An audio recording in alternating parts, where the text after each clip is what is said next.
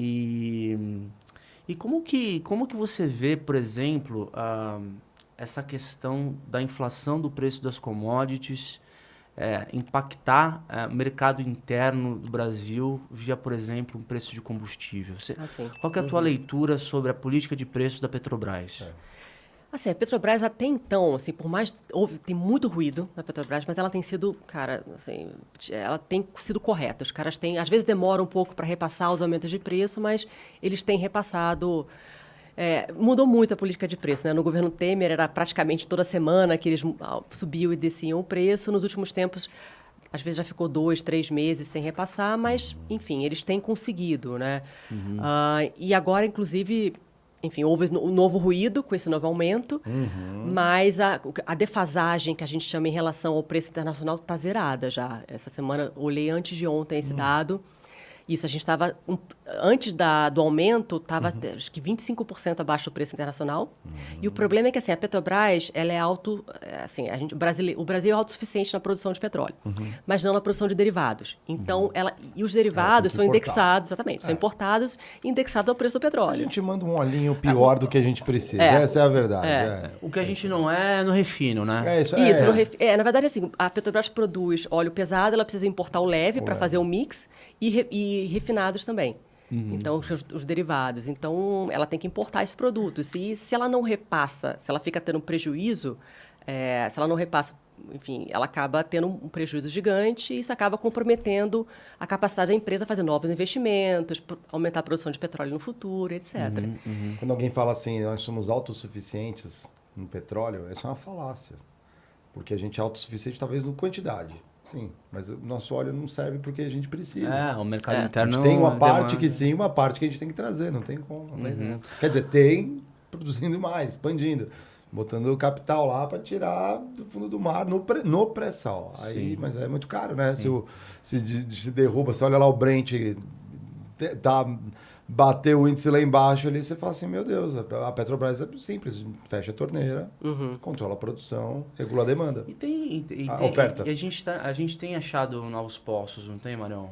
Assim, pelo menos petróleo bruto, não, continua assim, o aumento da oferta no Brasil é uma realidade, né? Com certeza a Petrobras já tem mapeado, só que agora é você ter bala na agulha para falar assim, vamos explorar. Só que para explorar, né... Assim, é um investimento muito grande, montar os campos, explorar, testar, né? Senão você vai furar e às vezes dá água, não tem... O Mário trabalhando numa empresa norueguesa de oil and gas, legal. Que colocava aquelas árvores de Natal, Sei. sabe? Controlar, pra tirar o óleo do fundo mesmo ali. Ali eu fui um pouco mais engenheiro. Voltei, eu tinha que... entendo isso. Mas você comprava. A gente comprava um monte de coisas, inclusive que era no equipamento ali. A gente sextuplicou o tamanho da empresa, a produção na época, na expectativa da Petrobras. Só que aí veio a crise mundial do petróleo. Nossa, é verdade. E estando no Brasil, essa empresa norueguesa, tendo como principal, para não dizer o único cliente na época ali, assim, forte a Petrobras, teve o epicentro dos escândalos de corrupção. Então eu tive o prazer de surfar minha carreira um período naquela onda do pré-sal, tudo indo bem. E você ter toda essa tristeza, o epicentro, né? Você tá no maior... Eu escolhi o melhor lugar para encontrar um problema. Né? Eu falei assim, estou trabalhando numa empresa de petróleo, que estamos numa crise, né, de petróleo, com esse valor aqui, né? Subiu, estourou o valor. Era inviável produzir pré-sal, a Petrobras congelou todo mundo. Eu sextuplicando uma fábrica para entregar, comprando tudo, a fábrica inteira, tijolo a tijolo, brinco, mas é verdade, o projeto inteiro.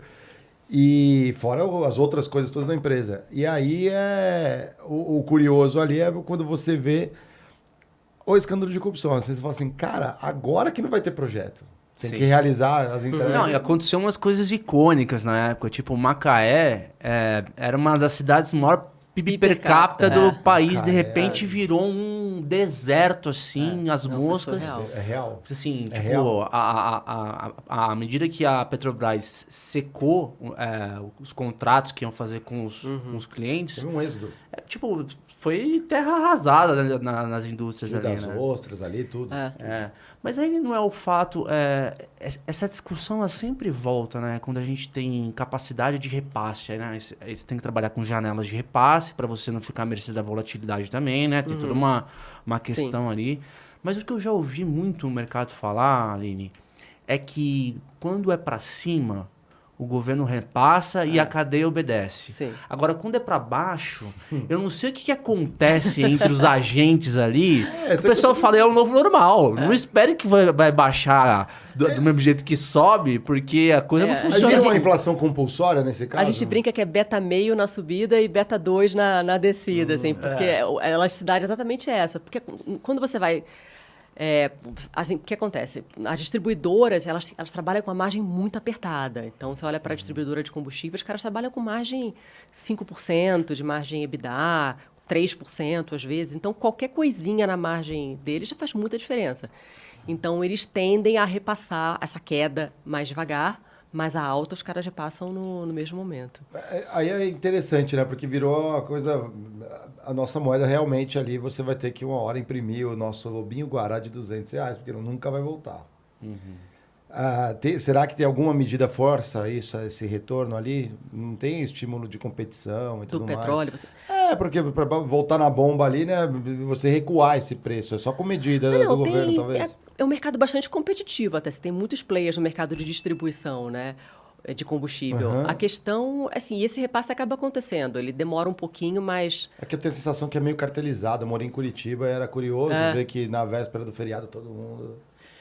Aí depois, quando voltava, não voltava, eu achava... Não, mas é uma discussão que a gente já presenciou no governo Lula, no governo Dilma, no governo Temer e agora no governo Bolsonaro. Sempre vai. Até a Petrobras ser privatizada vai ser... O ponto é, Algum hoje dia. existe um monopólio, né? E existe um mercado, uma commodity que é cotada em dólar no mercado internacional e existe um mercado interno que é sensível a esse preço assim de forma generalizada, né? Compõe preço de quase tudo aqui dentro. O ponto existe, é complexo você elaborar uma equação onde considere todas essas variáveis para você ter um preço que não prejudique a empresa, o balanço da empresa, mas ao mesmo tempo consiga atender as pessoas aqui que dependem do preço do combustível para poder... Eu acho que a única maneira é o governo dar subsídio direto, ao invés de... Que é o que ele está tentando fazer agora e que alguns governos têm feito na Europa e nos Estados Unidos também. Certo. Então, assim, em vez de sair do bolso da empresa, que enfim, é uma empresa de capital misto, né? Se ela fosse capital fechado, o governo poderia, como é a Caixa Econômica Federal, enfim, pode fazer o que ela quiser, mas não é, ela é capital misto, ela tem minoritários, né?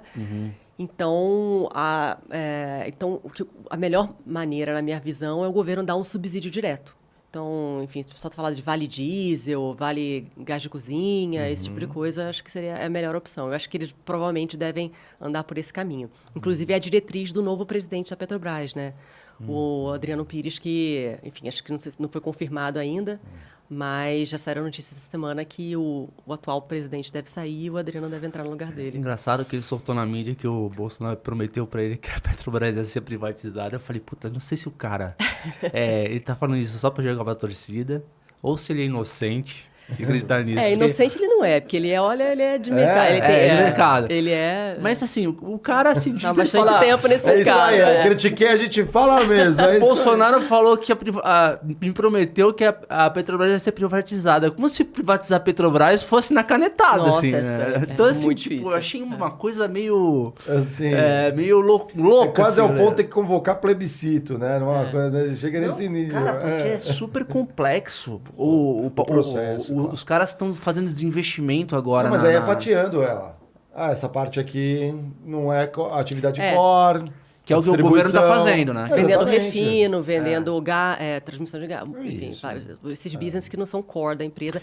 Que, na verdade, assim, o core da empresa é o que a gente chama de upstream, né? Que é a exploração e produção de petróleo, que é onde está a maior parte da margem também. Hoje, a maior parte dos retornos estão justamente aí.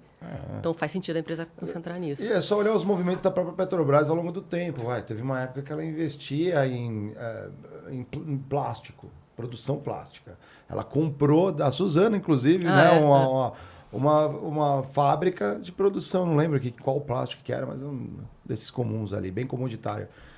E depois, essa petroquímica, ela pegou e falou assim, cara, não é a minha atividade core, não entendi também o movimento dela, mas fez sentido na época, provavelmente.